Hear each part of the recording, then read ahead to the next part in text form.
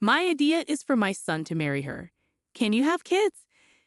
That's why I wasn't keen on him marrying someone older like you, my mother-in-law said with a smile.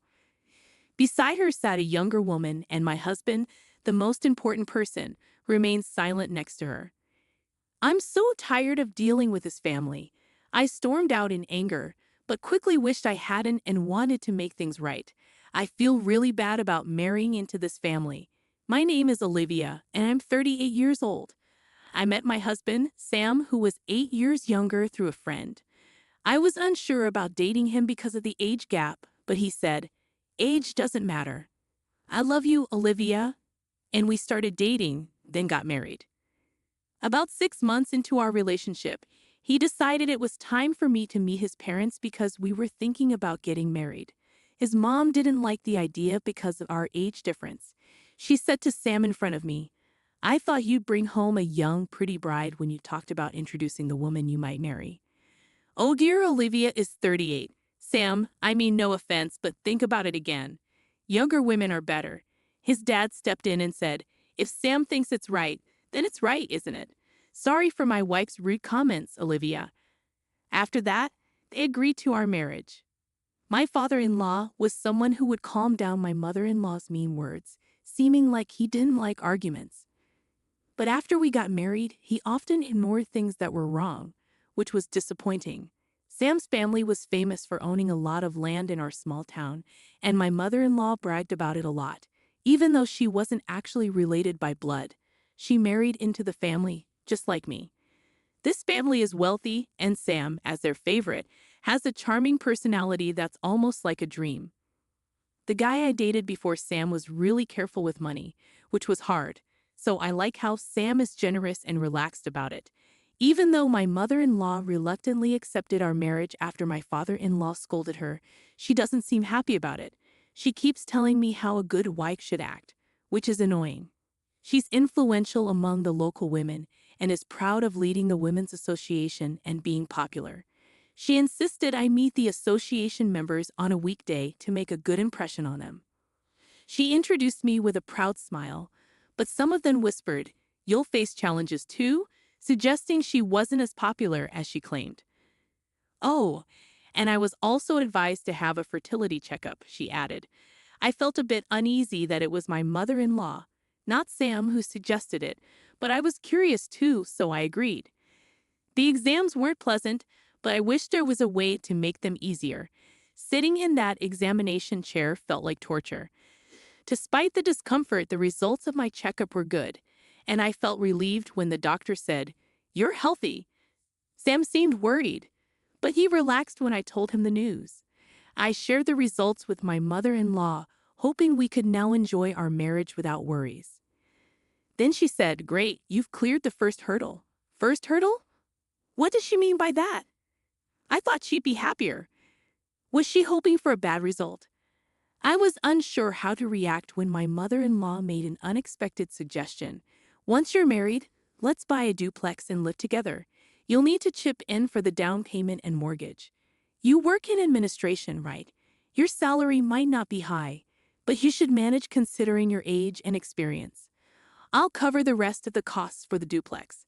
I was taken aback by this sudden proposal. I glanced at my husband beside me, but he remained silent. "Please help me out." "Well, about living together, Sam hasn't mentioned anything to me," I replied. Besides feeling insulted about my job being belittled, I was more concerned about the duplex and living arrangements. "You haven't heard?" "Oh, Sam probably thought it was understood. That's not good. We always planned that when Sam got married, we'd all live together." I felt a shiver run down my spine. Was she implying she influenced Sam into this idea through repetition? "Yes, that's what I had in mind," she confirmed. "What? I never heard about this. Why are you agreeing so easily?" "I'm sorry, but I didn't know about this plan, and I can't make a decision without discussing it with Sam. So can we hold off on this for now?" With that, I left my in-laws' house. Later, when I asked Sam about it, he explained that he had planned to build a duplex on his parents' land after we got married and live with them. I was upset that he hadn't mentioned this to me earlier, but he just said, "Sorry, I forgot." Looking back, I realized I should have reconsidered marrying him. At that time, Sam seemed kind and attractive, and I was worried that at my age, I wouldn't find someone else if I let him go. I regret now that I was charmed by his apology and didn't think more clearly.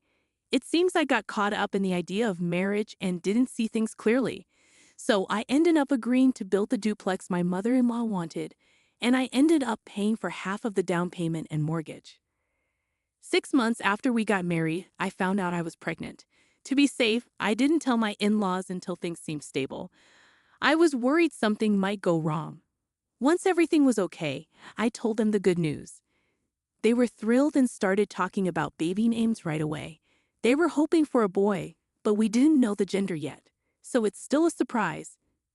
There's some pressure, but it feels good to make them happy. They suggested I quit my job for safety, but since I help out with my family's business, I have a flexible role. I chose to keep working as long as I felt okay. My pregnancy was going well, and I began to feel the baby moving inside me, a moment filled with both mystery and joy. I'm grateful for the experience of being a woman and feeling this happiness. Every time I go for a checkup, my husband Sam and my in-laws eagerly await news of the baby's progress, and I'm excitedly anticipating the birth. I believe having this child will strengthen my relationship with my mother-in-law. One day, amidst what seemed like a bright and ordinary day, I noticed that the baby's movements were becoming weaker. An indescribable anxiety engulfed me, and I rushed to the hospital. The doctors delivered devastating news. Something was wrong with the baby. How? Why? I was living my life normally. What had I done wrong? Fears of the unknown gripped me as I was admitted to the hospital immediately. Despite the doctor's efforts, my child's journey ended too soon. Just a few more months, and I could have held my baby. Why did it happen so suddenly? It felt like just yesterday when the baby was lively inside me. Was it my fault? As tears streamed down my face, my husband's words cut through the grief. How long will you cry? It's done now, isn't it? Crying won't bring the baby back. Stop crying. I was stunned. What was he saying?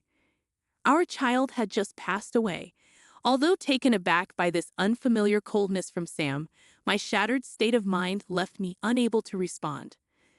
The day I was discharged from the hospital arrived, but Sam didn't come to pick me up. Putting on a brave face, I reassured the concerned nurses that I'd manage fine on my own. Arriving home in a taxi, I was met by Sam, my mother-in-law, and a stranger. "Welcome back. It's unfortunate, isn't it?" My mother-in-law said with an odd smile. "Yes," I replied, taking a seat on the living room couch as directed. The seating arrangement felt strange, with my mother-in-law and the stranger sitting across from me, and Sam beside them, showing no signs of comfort or eye contact. Then my mother-in-law spoke up. "We've discussed this with Sam. Since you can't have children anymore, we don't need a daughter-in-law who can't provide in here, so we've arranged for this girl to marry Sam." I was stunned by her words. As I struggled to come to terms with the loss of the baby, tears brimmed in my eyes. But I fought back, knowing that giving in to tears would mean admitting defeat. Unable to lift my gaze, I kept my head bowed. Despite my despair, my mother-in-law pressed on mercilessly. "Well, if you're suggesting you'll support the family financially instead of having children, we might consider letting you stay. But can you really provide for us if they leave you behind?" I was bewildered by their conversation. Instinctively, I looked to my husband for support, but he avoided my eyes. Beside him, a woman who looked triumphant stared back at me. I recognized her as Sam's childhood friend, introduced to me at our wedding. Seeing my husband's reluctance to meet my gaze, I realized he wasn't on my side. A chilling realization washed over me, sharpening my senses. While I was in the hospital, it seems they made their plans. They want to kick me out, the woman who can't have children, and bring in a younger wife to have in here. If I stay, I'll only suffer more. There's nothing for me here anymore. Finally understanding this clearly, I said to Sam, "I get it. Let's divorce. Please be happy with your new wife." And so I left the house and went back to my family home. My parents were surprised but welcomed me warmly. They knew about my miscarriage and were outraged by the cruelty I faced so soon after leaving the hospital. It was a relief to feel their love after so long, and I ended up crying a lot that day. Exhausted from crying, I fell asleep. But the next day, my mother-in-law and husband, who had treated me so cruelly, showed up at my family home.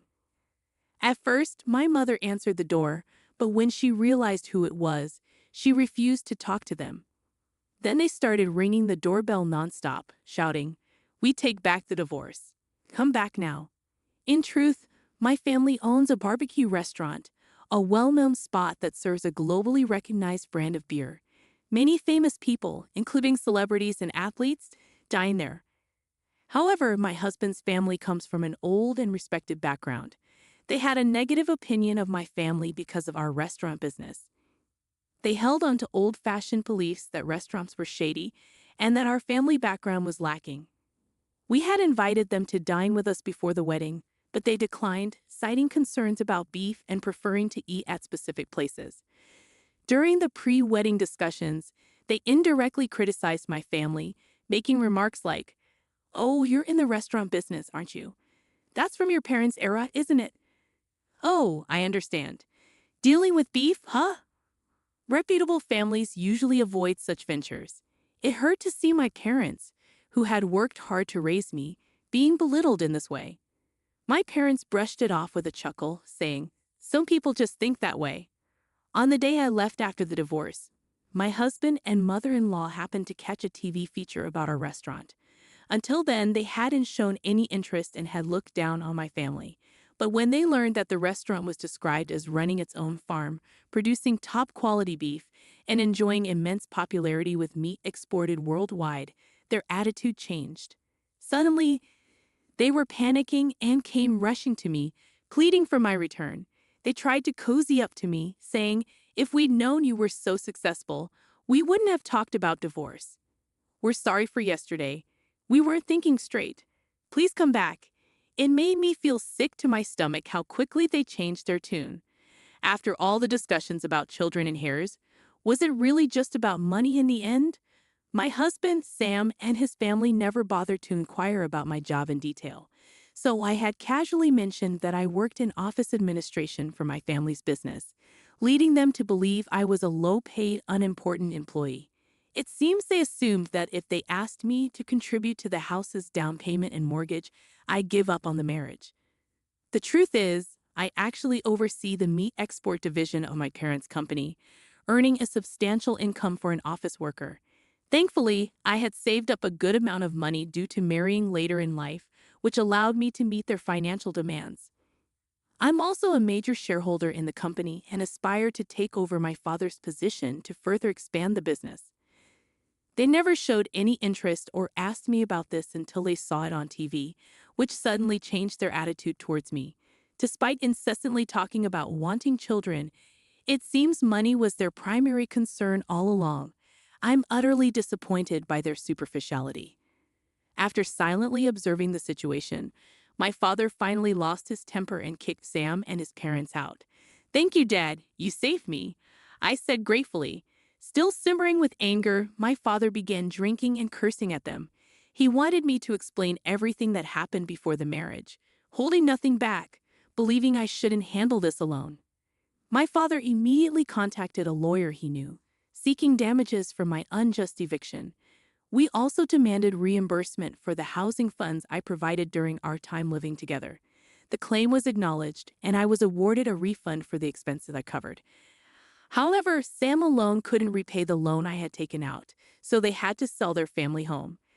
Despite being a luxurious house on rural property, it still had a substantial mortgage remaining even after the sale. Moreover, the house was filled with Sam's mother's eccentricities, making finding a buyer willing to accept it as difficult, which could delay the sale.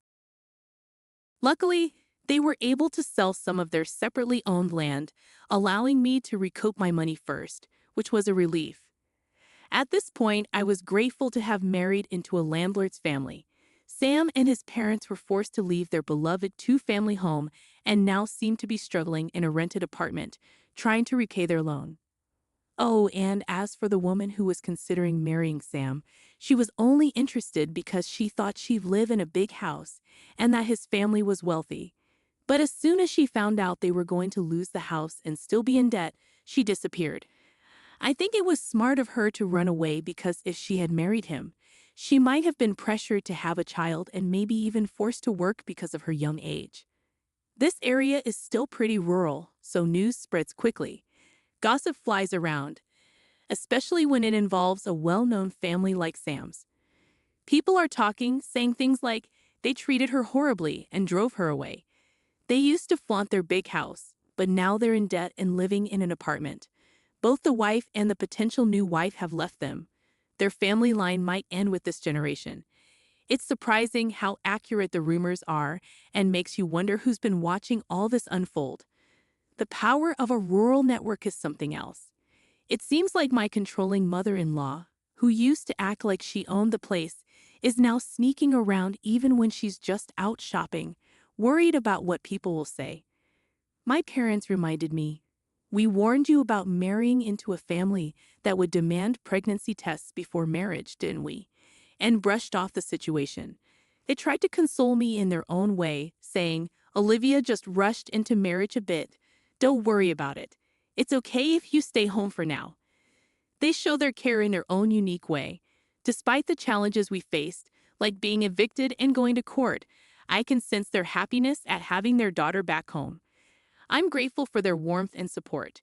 It feels like I've woken up from a bad dream about my married life, and now I'm free. Although I have a divorce behind me, I'm still in my 30s and haven't given up on marriage. Once things settle down, I plan to focus on finding a new partner. But for now, maybe I should dedicate more time to doing good things for my parents.